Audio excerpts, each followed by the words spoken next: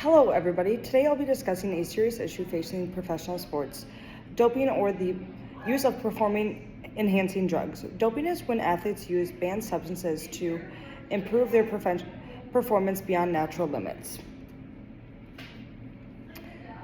This can give them an unfair advantage in areas like strength, endurance, and even focus.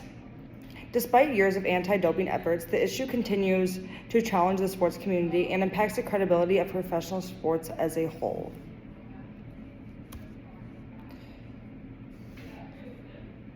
To understand the scope of the problem, let's look at some of the common types of performance-enhancing drugs used today. Anabolic steroids are popular because they promote muscle growth and improve recovery times. Stimulants help athletes stay focused and reducing fatigue.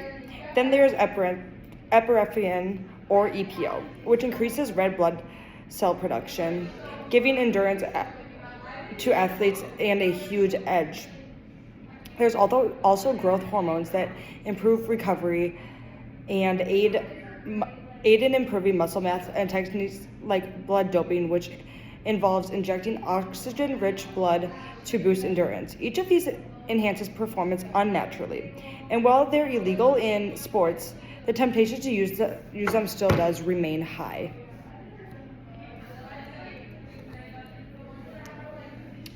But doping is far from harmless. First, there are serious health risks. PEDs can cause everything from heart disease, liver damage, to severe hormonal imbalances and psychological effects. Beyond personal health risks, there's a bigger ethical concern. Doping completely undermines fair play in sports. Athletes who dope have an unfair advantage, putting clean athletes at a disadvantage. And then there's scandalous breakout. They damage the reputations of the athletes involved and their teams as well, and even the sports as a whole organization, leading fans to lose trust.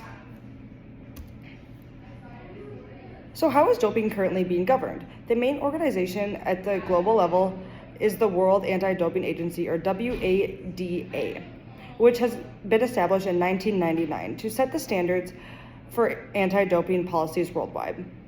WADA is responsible for publishing the list of prohibited substances and methods and creating consistent testing standards. Countries also have their own national anti-doping organizations, or NADOS, like USDA in the United States, to ensure national compliance. WADA and NADOS conduct both in-competition and out-of-competition testing. And they use methods like biological passports to track athletes' biomarkers over time. This can detect anomalies that might indicate doping. If athletes are caught doping, they face serious penalties, from suspensions to lifetime bans depending on the substance and any prior offenses. Still, enforcing these rules can be challenging. Doping control has come a long way, but there are still major challenges. New substances and methods are constantly being developed, making it hard for anti-doping agencies to keep up. Young athletes, especially those that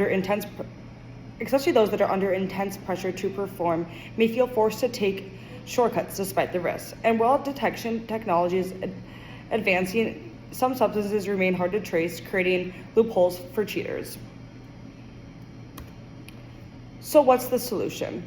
First, organizations like WADA and NADOS need continuous support to maintain rigorous testing and keep up with new doping methods. Athlete education is also key. Young athletes should know the risks of doping, not only to their health, but to their careers and reputation. As fans and members of the sports community, we have a role in supporting fair play with continued innovation in detection and commitment to ethical standards. We can work toward a future where sports are defined by talent and hard work, not by shortcuts. Here's my sources, and to sum it up, doping is a major problem that undermines the values we hold dear in sports: honesty, health, and equal opportunity.